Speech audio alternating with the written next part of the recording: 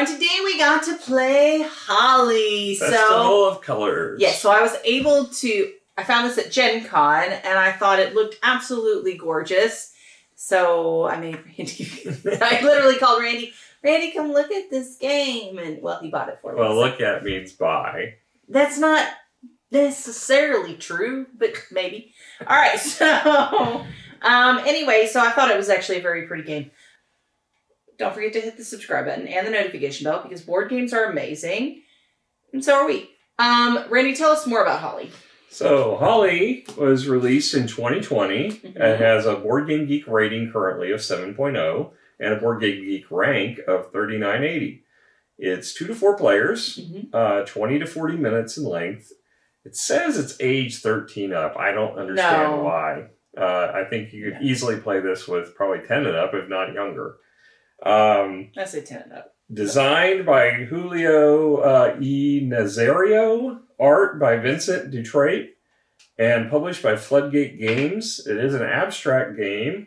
MSRP for this is $39.95. I kind of see it on various sites. Card House probably was the cheapest with $27.99. Miniature Market $30.99. And Amazon has it for $34.95. So Card House has the lowest price of the ones I saw. Yeah. All right. So now let's talk about quality of pieces. So one of the reasons why I called him over was the fact that they had a deluxe version with them that wasn't, I don't think, going into retail or there's something like that. Anyway, so I wanted to make sure we got the deluxe version. I think the normal has the screen printed wood pieces. Yeah, I honestly don't know which is the upgrade because. But then I'm pretty sure the 3D model. Yeah, they have they molded one, but I think the wooden painted ones are just pretty or prettier. So I'm. And then you have the painted. Yeah, wooden paint tokens. Yeah.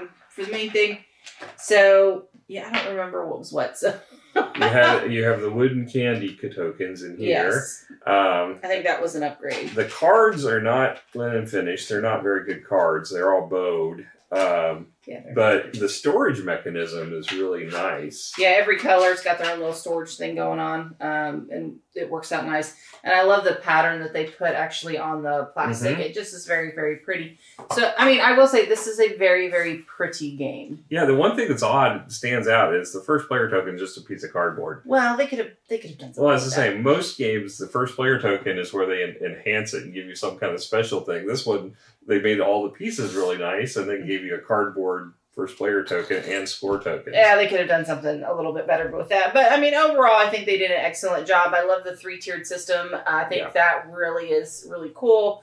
Honestly, it kind of reminds me of Star Trek and the 3-tiered chess. So, I'm a nerd, if you hadn't noticed.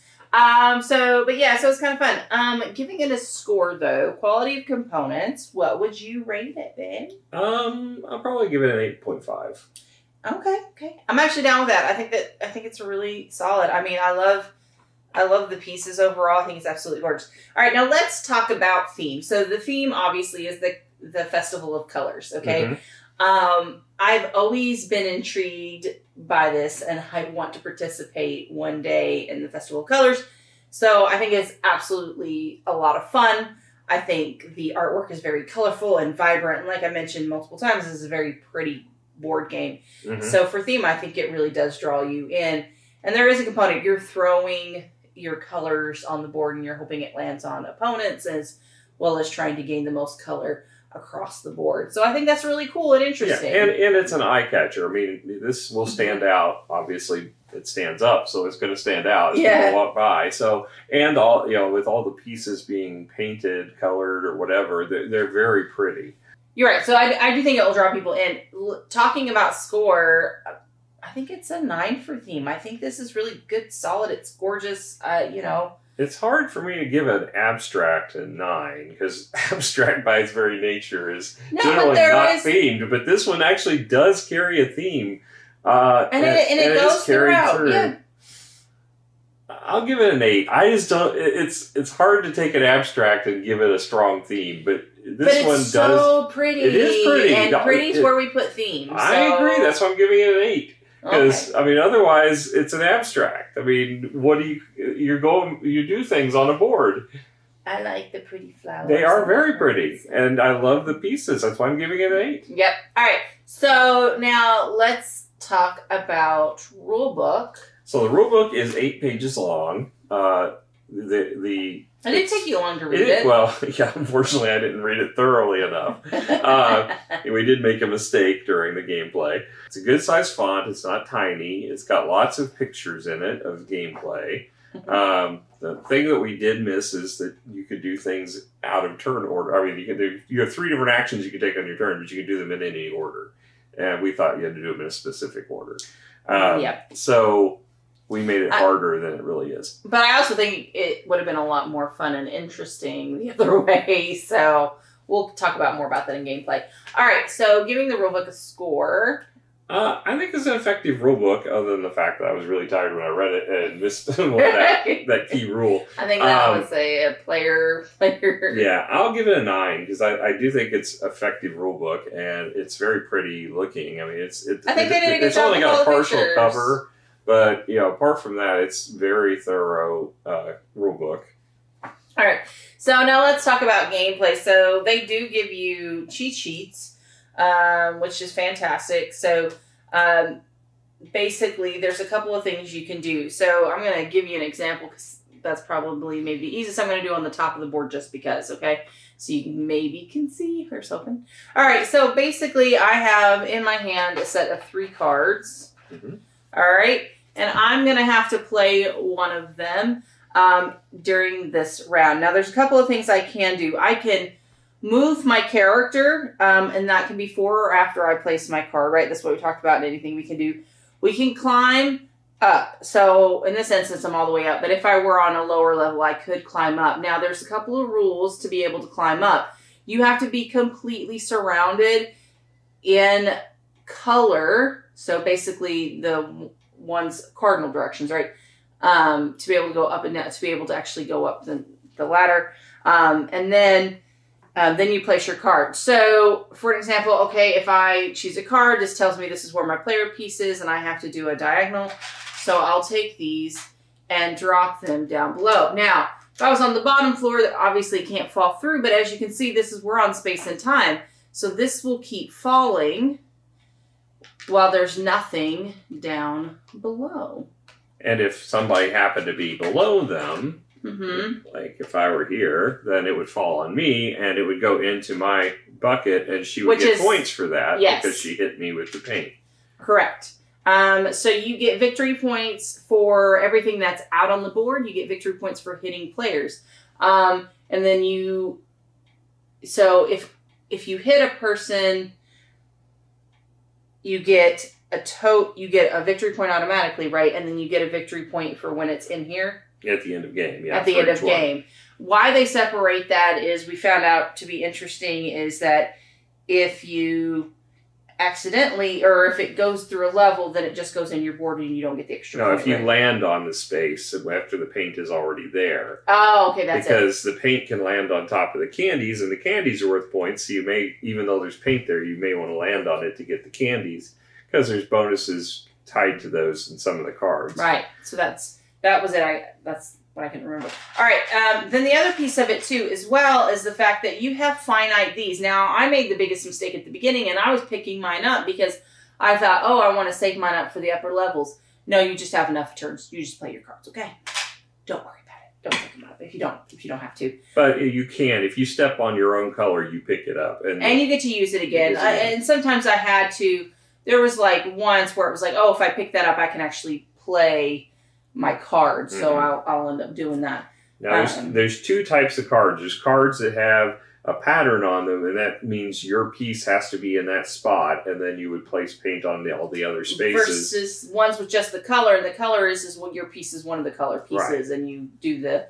But you have to have that orientation available. You can turn the card however you want, but as long as the orientation works. We made it harder for ourselves because we thought we had to play the card first, then you had to move after. As it turns out, you could move to get into a position, and when you move, you can move anywhere on the board on the same floor. Mm-hmm. So you've got the options of places to move. So it makes it a lot easier to set up your card to play. Now, when you play, you have two options. When you play a card, you can play it face up, and then you have to abide by the pattern, but you'll be able to apply more paint to the board.